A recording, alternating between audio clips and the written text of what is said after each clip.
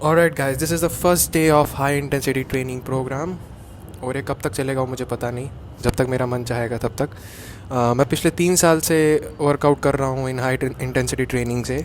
इसको मैं high intensity बोलता हूँ, मे बी आपको हाई इंटेंसिटी ना लगे।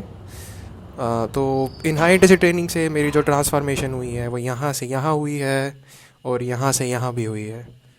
तो पहले मेरे पास प्रोटीन करने के पैसे नहीं थे लेने के, मे बी अभी भी नहीं है, but still somehow managing.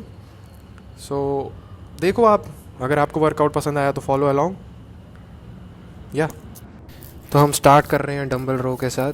तो जो डंबल रो है वो मोस्टली हिट करता है आपका traps, little bit of triceps, आपके लैट्स, रोम्बॉइड्स, और एक मसल होता है छोटा सा जिसे बोलते हैं टेरिस माइनर। तो 2 हफ्ता पहले मैंने किए थे 4 सेट्स ऑफ 8 सेम वेट से, उसके बाद 4 सेट्स ऑफ 10, और अब हम कर रहे हैं 4 सेट्स ऑफ 12। तो 4 सेट्स ऑफ 12 एक हैवी वेट से करना डंबल रो में थोड़ा हार्ड हो जाता है। तो इसको मैं एक किस्म से हाई इंटेंसिटी बोलूँगा, बिकॉज अगर ये हार्ड हो रहा है, मतलब आपका there is a thing called RP, rate of perceived exertion, जो कि मैं फॉलो करता हूँ। So the workout should be in RPE 10। If it's failure then it's RPE 10। तो मोस्ट लोग गलती क्या करते हैं डंबल रो में, वो अपने बाइसेप से उठाते हैं और फिर कहते हैं कि हमारा पंप जो है सारा बाइसेप में आता है। उसका रीज़न ये है कि आप जो है अपने एल्बोज से नहीं उठाते हो डंबल को, आप उठाते हो अपने बाइसेप से। तो आपको एल्बो को ड्राइव करना है, जैसे ये मैं कर रहा हूँ, मैं अपने एल्बो को ड्राइव कर रहा हूँ।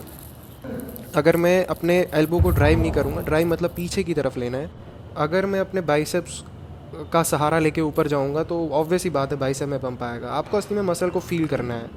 तो बैक बनाने के लिए माइंड मसल कनेक्शन बहुत ही ज़्यादा इंपॉर्टेंट है। मेरे को 3 साल हो गए और मेरी अभी तक बैक नहीं बनी अच्छे से। रीज़न यही है कि मेरा माइंड मसल कनेक्शन एकदम ज़ीरो है, और अभी भी मैं ट्राई कर रहा हूँ कि माइंड मसल कनेक्शन बनेगा कैसे। और मैं कोई प्रोफेशनल एथलीट नहीं हूँ, मुझे सिर्फ 3-4 साल हुए जिम किए हुए, और मैंने जो सीखा है वो मैं यहाँ पे बताने की कोशिश कर रहा हूँ। और अगर आपको कुछ पता है आप कमेंट्स में बताएं, ताकि मैं भी अप्लाई कर सकूँ, साथ में ग्रो करते हैं।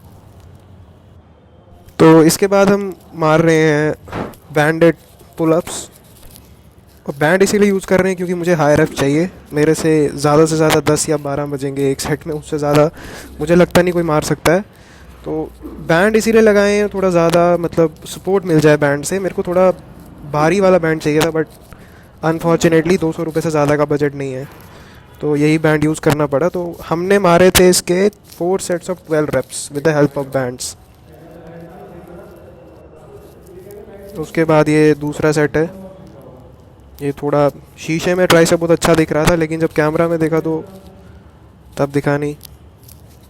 तो ये दूसरा सेट है। तो इस सेट में भी हमने कोई 12-14 रेप मारे थे। तो टोटल गोल था कि 4 सेट में 60 रेप्स आए, क्योंकि लास्ट टाइम मैंने 40 के अराउंड मारे थे। तो बट मुझे लगा नहीं कि 60 आए हैं, ऑलमोस्ट 40-45 के अराउंड आए, क्योंकि यार पुलअप मारना बहुत ही हार्ड है। क्या तुम में से कोई है जो बहुत ज़्यादा रेप्स मार सकता है पुलअप्स में? क्योंकि मैं तो नहीं मार सकता।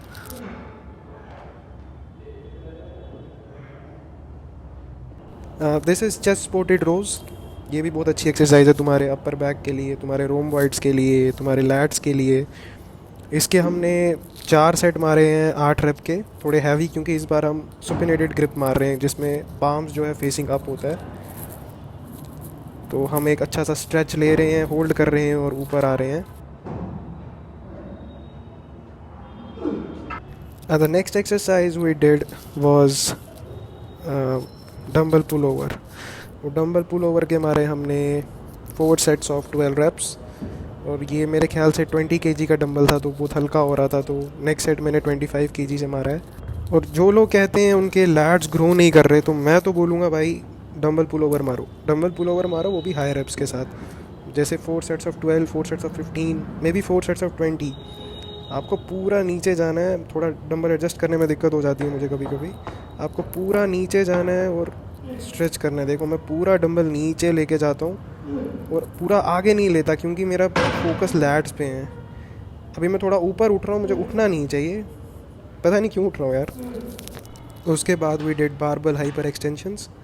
बहुत ही अच्छी एक्सरसाइज है आपकी लोअर बैक के लिए, but you should learn it first. तुमको चेस्ट अप रखनी है ऑल द टाइम, और ये थोड़ी मशीन सही नहीं है क्योंकि मेरी नीचे जाके बहुत स्ट्रेच होना चाहिए, क्यों पर मैं हो नहीं पा रहा था, तो ये ज़्यादा हैमस्ट्रिंग पे आ रहा था। I was trying my best कि पूरा स्ट्रेच मिले, बट हो नहीं पा रहा था। अगर आप एक बिगिनर हो, मैं बोलूँगा कि बिना वेट के मारो, पहले बिना वेट के एक फील ले लो, क्योंकि लोअर बैक में जो पंप होता है, कि ये देखो मैं भी खड़ा नहीं हो पाया, इतना ख़तरनाक पंप आ गया था। तो इसके हमने मारे 4 सेट्स ऑफ 8।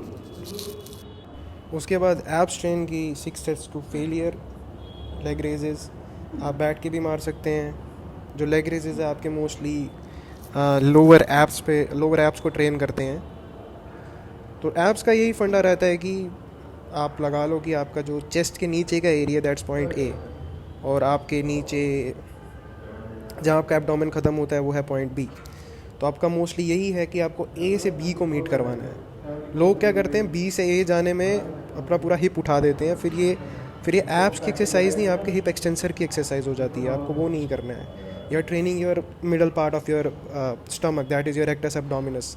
आप अपने हिप फ्लेक्सर्स को ट्रेन नहीं कर रहे हैं। तो आपको कोशिश करनी है कि अपने एब्स को ऊपर लेके जाए, ना कि अपने हिप्स को। मैं भी थोड़े हिप्स उठा रहा हूँ। आप एक लिमिट तक उठाएं तो ठीक है, बट अगर आप ज़्यादा ही ऊपर जा रहे हैं तो I don't think that is a right thing to do.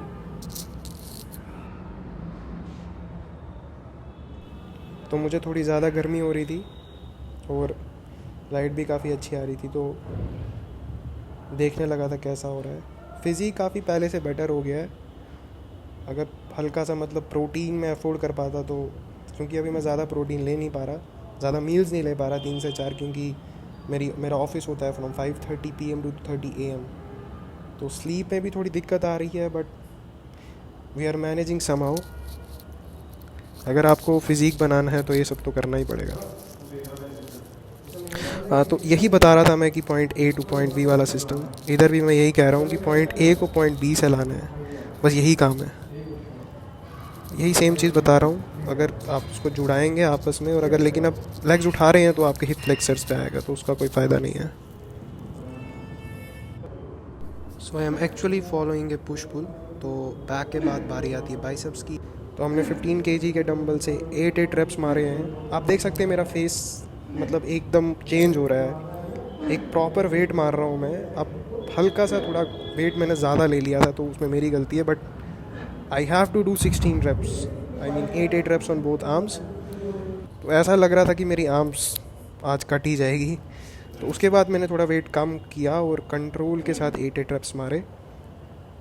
और आप इसमें देख सकते हैं कि पूरे कंट्रोल के साथ मैं नीचे आ रहा हूँ और उसको उठा रहा हूँ, और मैं पूरा फेलियर जाने का ट्राई कर रहा हूँ। इस सेट में मैं पूरा फेलियर गया हूँ, क्योंकि यहाँ पे मेरे 6 reps हो गए थे और 7 मेरे से उठा नहीं। और जो लास्ट रेप था, ये शायद से लास्ट रेप था मेरा, नहीं इसके बाद एक और आएगा, नहीं ये लास्ट था। तो क्लोज टू फेलियर गया मैं। तो ये उसके बाद हल्का सा पंप आ गया था बाइसेप में। तो उसके बाद मैंने लास्ट एक्सरसाइज मारी ज़ोर्डमैन कर्ल्स। तो ज़ोर्डमैन कर्ल्स में ऐसा होता है कि आप ऊपर हैमर में आते हैं और फिर नीचे बाइसेप में, फिर वापस बाइसेप, फिर वापस हैमर, ऐसा मिक्स करके आप मारते हैं। तो डंबल कर्ल्स में मैंने मारे थे 4 सेट्स ऑफ 12 और इसमें मैंने मारे हैं 4 सेट्स ऑफ 8। तो कोई भी फ़िल्टर नहीं लगा रहा मैं वीडियो पे, क्योंकि मैं आप लोगों को दिखाना चाहता हूँ कि नेचुरल फिजिक कैसा होता है। ये लोग लाइटनिंग लगा के व्यूज़ ले रहे हैं, मैं वो नहीं करना चाहता। So this was the last exercise of the day. तो अगर आपको ये वर्कआउट पसंद आया और अगर आप वो वर्कआउट देखना चाहते हैं तो please like, share and subscribe this channel, and I will be back with more.